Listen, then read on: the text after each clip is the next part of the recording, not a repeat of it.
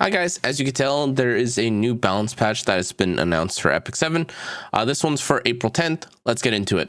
So first and foremost, as you're seeing, this is the full list that we have for the characters being affected. It's Ken, Fallen Cecilia, Spirit Eye Celine, Sylvan Sage Vivian, Dragon King Sharun, Lidica, Kayron, SSB, Lethe, Destina, Landy, Watch of Schuri, and then 3 artifacts. This is a load of characters being affected, which I think is actually a good thing, not a bad thing, as Smallgate has kind of shown that they're less willing to nerf in general. So, well, I guess their philosophy now is if you can't nerf it, make everything else OP.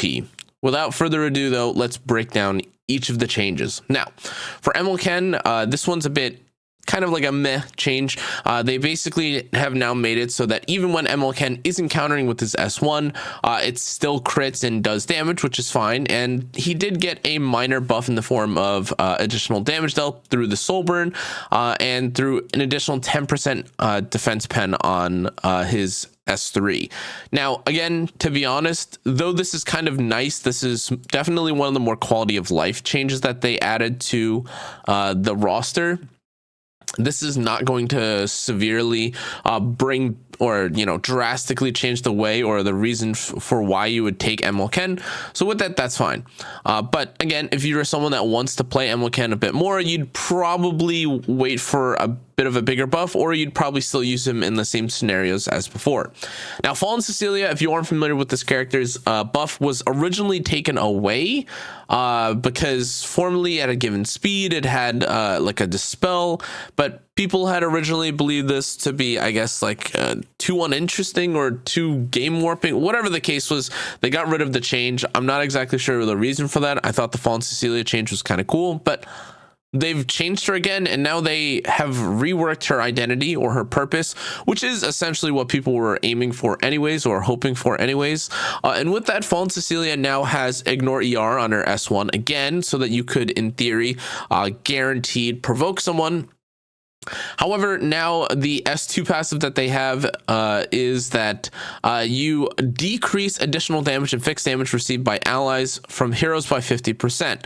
Now, that's pretty self-explanatory, but in case you were thinking or you were curious about what characters this would affect, this affects characters like Kayron or Kayron, rest in peace, by the way.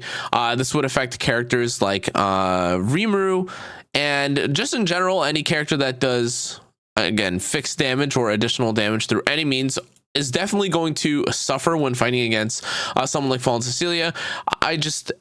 Off the top of my head, I thought it was really funny that Kayron is hard countered by Fallen Cecilia. Just thinking about it. In any case, though, they also did change her S3 or buff her S3 so that now she dispels all buffs before transferring all debuffs inflicted on the caster, which is even funnier in terms of the way that this character works and mechanically functions. But in general, now it seems like she's more of like a niche. I don't want to say niche, but she is more of like a specialized counter knight pick, which is good because there are a lot of characters that are a bit overwhelming and too strong.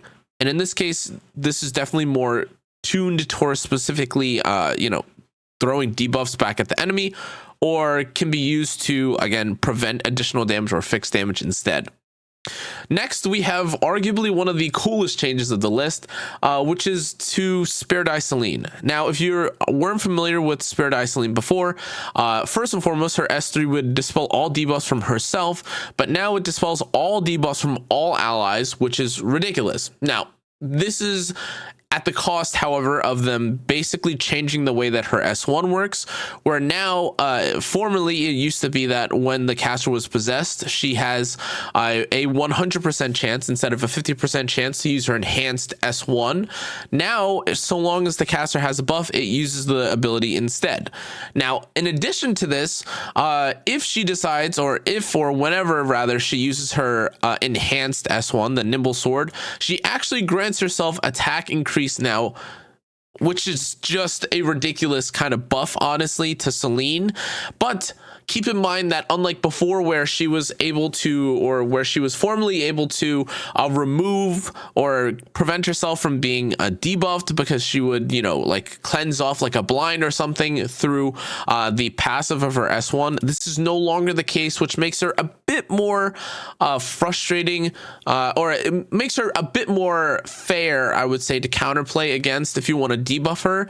However, that is at the cost of, if you are able to basically use her or like constantly spam her S3, it does make her better for, you know, removing all debuffs on your team. Like, pretty insane. Next, we have a change to Vivian, where now instead of increasing the speed of the caster by 1 turn, it increases her CR by 15%, and on the caster's turn, when focus is maxed, she activates the same skill as an extra attack.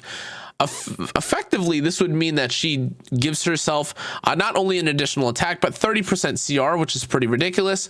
And if I'm not mistaken, this insight effect is just a bit of clarity or clarification or wording, maybe coding, whatever. That's totally fine. Now, in addition to this, Nature's Judgment now decreases the cooldown of all allies by 1 turn. So effectively, you know, pulling off a classic Laia S2. But in addition to this, you also gain 1 focus when using this ability.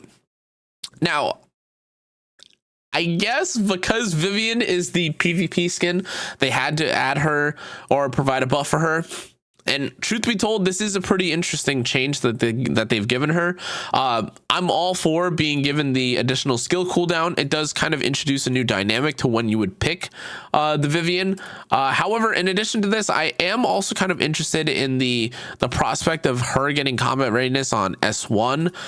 I don't think this would be the sort of situation where you would build her counter, as I do think there is some value to just being fast and using your abilities. But it is interesting that now you could, in theory, get counters off and constantly spam your S1 if that is something that you are interested in. Now, moving along in terms of, or before we move from that, I do think that Sylvan Sage is pretty interesting because of this change. Again, most notably because now, in theory, you should be able to use her to perhaps, I guess, maybe counter someone like Rowana, depending on the team and depending on what sort of buffs or what kind of setup that you're running. But regardless, I think that reducing skill cooldowns is a major win and is very good for a lot of characters, just in terms of utility and also in terms of being more like versatile, and it doesn't really pigeonhole you into only being used for X purpose. Cool. Moving along, though, we have a buff to Dragon King Sharun, and this is, for all intents and purposes, a major buff towards the functionality of her as a character, with her identity kind of being, I want to say, a bit vague formerly or prior to this. Now, in the past, effectively, Dragon King Sharun was introduced as a means to counter Death Dealer Ray and sleeps in she did it fine, or did it okay for especially high tempo units or for high tempo play. But for people that were trying to play Sharun slower, she did okay, if not a bit worse, especially once compared to other characters that could also deal with Death Dealer Ray, including characters like Schneel and basically, well, any slow alternative, Destina, etc. Now, the thing is, though, is that because of the way that essentially Death or Dragon King Sharun functions, or the way that people were using her prior, where people were trying to kind of make her faster and kind of set up things, they've kind of doubled down a bit into the speed route, with her receiving plenty of buffs to her base stats so that she can be faster, whether that's just so that she can be faster and then also dedicate other stats or allocate other stats into being tankier is neither here nor there. But because of it, you're seeing a couple changes, like her constellation changing to Scorpio, which gives her more speed. And in addition to this, they're also buffing now the fixed damage to this alongside the combat readiness gained whenever you like have the debuff that allows or whenever you have a debuff that prevents movement from allies. Now, in addition to this, the S3 rather, I should say, in addition to this, when you receive the debuff that prevents movement, not only are you granted Cascade now, it also dispels all debuffs which prevent movement, while also, again, increasing the combat readiness of the caster by an additional 10%. This is pretty big because formerly, while some, I guess, matchups for Dragon King Sharun allowed players to basically activate this, this cascade one time, it didn't necessarily mean that they were fixed. And in some cases, you could activate the prevent movement ability and then kill Sharun or eliminate Sharun, or, combat readiness push back Sharun so that everyone else was still debuffed or stunned, had cascade, but couldn't do anything with it because they were still they were unable to move. And then Dragon King Sharun would take her turn later. However, that's no longer the case. And so I think this is actually quite a significant buff if you're going to take Sharun. But as always, we'll see how that actually pans out. Now, the next change that we have is to Lidica, and I'll be honest, this looks pretty crazy. Effectively, the old Lidica was used for combat readiness pushbacks and didn't really have much of an identity. She was kind of the PvE goat in some cases, where she could combat readiness pushback. She could skill nullifier. She had blind. She had unhealable. And just in general, her effectiveness or her effective use was in PvE. However, now she's being changed in a lot of different ways. So first off, with her S1, she no longer does the combat readiness pushback. And instead, now she applies or has an 80% chance to inflict 2 bleeding effects for 2 turns. And at the end of her turn, she detonates the bleeding effects. Now, in addition to this, her S2 now inflicts a resource reduction or depletion on all enemies by 60% before attacking. And after this, she decreases debuff or buff durations by 1 turn and inflicts bind for 2 turns. Additionally, for each target, she increases the combat readiness of the caster by 25%. And this is effectively what Faithless Lidica had, but of course is not to the same level of effectiveness. Now, the bind debuff by itself is already pretty insane, to be honest. However, reducing or effectively depleting all resources on enemies by 60% before attacking is crazy, because this is a direct counter to characters like Young Senya. This is a counter to characters like Abyssal Eufiend. In addition to this, they also just apply bind on all enemies. And if none of this sounded crazy enough, you also just have an ignore Soulburn ER on the ability so that you can, effectively make everyone reset back to 1. They have no resources. You strip them of any 1-turn buffs, and you also inflict bind on them for 2 turns. Now, in addition to this, the craziest thing of all is that with her S3, which is effectively what you're going to be given access to because, your combat readiness and kind of cutting, and Lidica is probably going to be fast. Now, with her S3, she can inflict death break for 2 turns before decreasing the combat readiness of said target by 100%. And then it also provides skill null to all allies. I apologize if it sounds like I'm stuttering over my words. It's just that there are so many effects to each ability that you almost think that this is a whole separate character, but it's not. This is all in the same character's kit. And so she does still retain a bit of her combat readiness pushback, 100% of it rather. And in addition to this, she defense breaks. And if she uses this ability as well, she grants skill null to all allies. Now, the icing on the cake to this is that if you use her S3 on a target that has bind, it also ignores ER. So effectively, if you Soulburn S2, you somehow cut, and then you use your ignore ER here, or you use your S3 on someone with bind, you are guaranteed to defense break them and set up someone else for, a defense break. And that's pretty ridiculous. Now, to be honest, that by itself is already crazy, but then they also obviously have to adjust for the EEs. And this is an increase, or the EEs that you have access to is the increased chance of bleeding, An additional debuff in the form of restrict on all enemies for 2 turns while using Thornbush, or you could change the effect of the third EE so that you can now decrease the buff durations by an additional turn when using Thornbush. So if you thought that you might be able to get away with just stacking like a 2-turn buff on your team or something like that, this is a 2-turn buff duration decrease if you take this EE. For all intents and purposes, I think this is going to be one of the most interesting characters on my radar. There are a few different ways for you to basically inflict resource depletion and also separately, but also at the same time, there are a few sources of you inflicting bind in the game. For you to have both of them on the same character is pretty ridiculous, and I think Lidica is definitely going to be the winner because of this. Now, moving along, we have Kayron's buff, which is effectively just a numbers buff. He's now going to do more damage with his S1. They did increase the duration of his evasion by 1 turn, which, again, I guess is for certain fights where it can be... where I guess maybe he can have it stripped by 1 additional turn. But I do think that maybe the other purpose of increasing evasion for by 1 additional turn... or I think the other reason why this is the case is because they've also buffed his S3 to now absorb some of the health, absorb some of the damage dealt his health. And because of that, if he ends up surviving and he has like that 70%, evasion, if he's using an artifact like that, he then has a 70% evasion, a little bit of health, and the chance to survive for a little bit longer so that he doesn't just keel over and die. Now, while all of this is fine, the survivability of Kayron is fine, they've also increased the damage dealt through this ability while also changing his concentration to now be crit chance. Huge.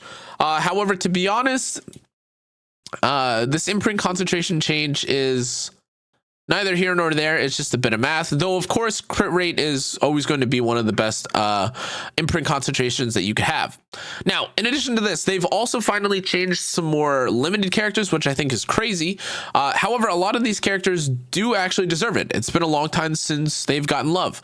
For SSB, now instead of having the Aureus to the front character, she now has a passive which reads that for every surviving ally, she decreases damage suffered by 10%. And this is pretty ridiculous. This is 40%, if I'm not mistaken, damage reduction, which is pretty huge. And because of the wording, I believe, of epicseven, when it says for every surviving ally, it also includes her. If it doesn't, I'll let you guys know, but that's the wording or the understanding that I have otherwise. In addition to this, there's now they've also increased the defense break from the S2, which is pretty huge. It's now no longer a 50% chance, but a 75% chance. And that's only a good thing, honestly. Pretty nice, just a nice quality of life. Would wish it's like maybe the 85%, but whatever, that's okay. Now, moving on to Haven't I Warned You? This ability used to have a passive which did read that a critical hit will increase damage dealt. I guess they've kind of done away with this, and they are effectively now making it so that she dispels all buffs, which is pretty huge, which now I guess allows her to apply her unbuffable and unhealable more reliably, though of course keep in mind that this is not an ignore Soulburn ER ability like with the others. But in any case, if you're using this against characters that don't have it, well, there's a pretty good chance it's going to dispel. Now, they've also buffed Lethe, another limited character, and now when she uses her S2 and you've inflicted or killed someone, Yeah. Okay, so I just wanted to confirm, but this is specifically, I'm assuming, for when the enemy is defeated. You increase the combat radius of the caster by 50% additionally, which is huge. Now, the final part that was adjusted for this is that formerly it read that you increase the damage dealt proportional to caster's max health, and you also increase or you recover health proportional to the target's max health as well. Effectively, I think they've done the exact same thing, but they've reworded it, so it's just like a bit of a clarification. However, in addition to all this, they did actually increase the damage dealt by the ability, so that's pretty huge too. Now, moving along, they've also buffed Destina. The changes to Destina are effectively just kind of similar to Kayron. However, this time around, they've increased the duration of Spirit's Blessing, which gives her the ER. But in addition to this, they've also increased her overall healing through her S1 and through the Soul Burn. In addition to this, though, they've also increased the amount that she revives allies by 10%. So now instead of it being 20, it's 30%. And they've also reduced the total cooldown of Destina's S3 to kind of put her more in line with the healing and kind of, I guess, make her role as a dedicated healer a bit more effective. Overall, I think this is a pretty huge change. The 3 turns does make it a bit more annoying. I know that there are certain compositions where you just wait for Destina to lose her Spirit's Blessing and then debuff her. This will make it a bit more difficult for that to happen. But cool. The next limited and final limited actually that's being changed is Landy, and effectively they're changing her or they're just buffing her now so that her S1 deals more damage. But now she's also being granted Guiding Light, which is huge, to be honest. Like, these are pretty, this is a pretty huge change, and most characters that receive this buff appreciate it a lot. Excuse me. So now Landy has access to other artifacts. Maybe you can run her on Bloodstone now if you want to use that. You can maybe run her on a dedicated damage dealing ability. I guess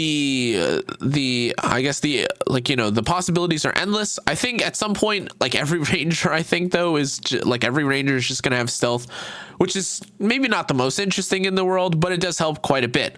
Expect to see a bit more of Landy because of this, though, because honestly, if you're fighting against water units, I don't think Landy's ever really been that bad. And her being more reliably in stealth is cool. However, and the reason why I think, despite her only being granted stealth for 1 turn at the start of battle, there is more to this. Now, let's move along to Watcher Schuri.